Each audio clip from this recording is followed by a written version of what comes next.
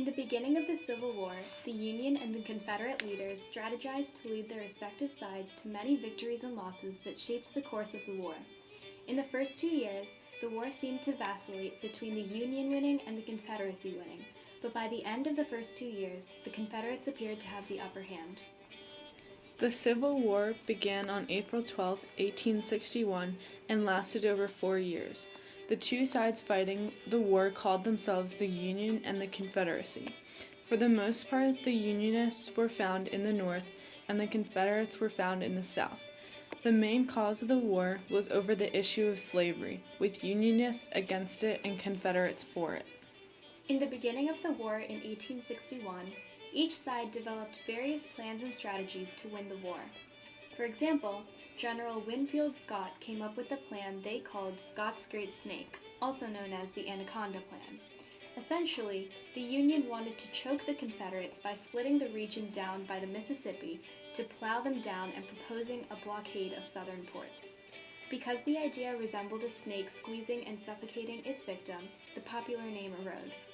However, the idea was never officially adopted by the Union government, and they resorted to other strategies, as seen in the first major battles of the war.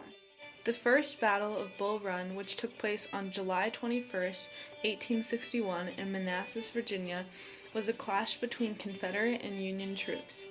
Near a river called Bull Run, Union troops marched along from the capital to the Confederate troops stationed there. Irvin McDowell, a Union general, was ordered by President Abraham Lincoln to attack the Confederates.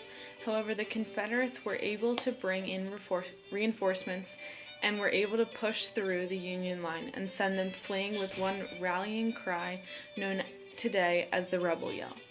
This was a shrill, animal-like cry of Confederate soldiers during the Civil War that boosted the Confederate soldiers' confidence and struck fear in the Union soldiers.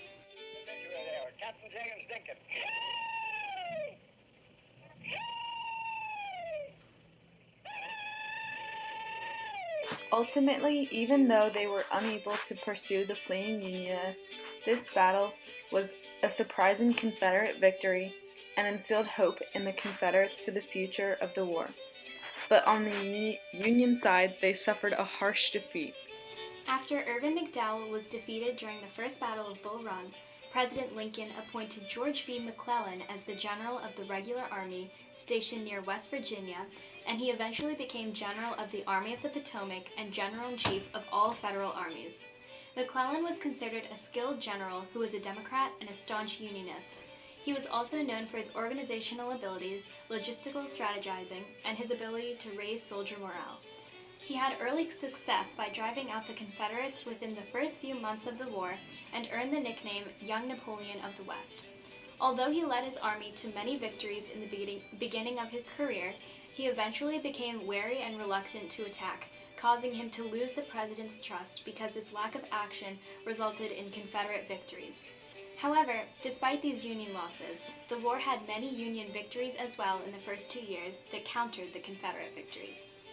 One such example is the Battle of New Orleans, which is considered an important win for the Union forces and a blow to the Confederates.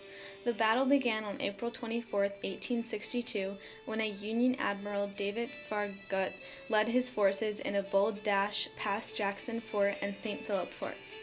But the Confederates, in anticipation of an attack from the Union, had already sent gunboats up from the Mississippi River, where they waited for the Union troops. The Union had to fight off this Confederate fleet, and they were able to successfully plow through the Confederates and sink their 8 ships. The Confederate general stationed at New Orleans recognized his troops were limited and didn't have much to fight off the Union with, so he pulled his troops from the city. The Union troops forced the forts to surrender on April 29, 1862. The Union had an official victory for that battle. This victory, contrary to what happened in the aforementioned battle, gave the Union hope and provided to them that they had the ability to win the war. But unfortunately for them, this victory was not enough to sway the war The Battle of Fredericksburg, which took place on December 13, 1862, involved 200,000 combatants, with the Union having 120,000 soldiers and the Confederates having 80,000 soldiers. Ambrose Burnside, a Union general, led his troops across the Rappahannock River to attack Robert E. Lee's army in Fredericksburg, Virginia. Robert E. Lee was the celebrated commander of the Confederate Army during the Civil War and was also the commander of the Army of Northern Virginia. Many have praised him for his brilliant tactics, and he continues to be a prominent historical figure today. Known for his persistence and determination, Lee led his side to countless legendary victories through careful strategizing, which helped the Confederates gain confidence. One such victory was at the Battle of Fredericksburg, where the Union had many miscommunications between generals, which resulted in a delay of their troops and allowed more time for the Confederates to prepare.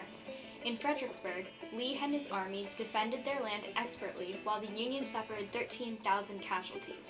As a result of the Union losing this battle, Union morale plummeted, and the war seemed to be leaning in favor of the Confederates at the end of 1862.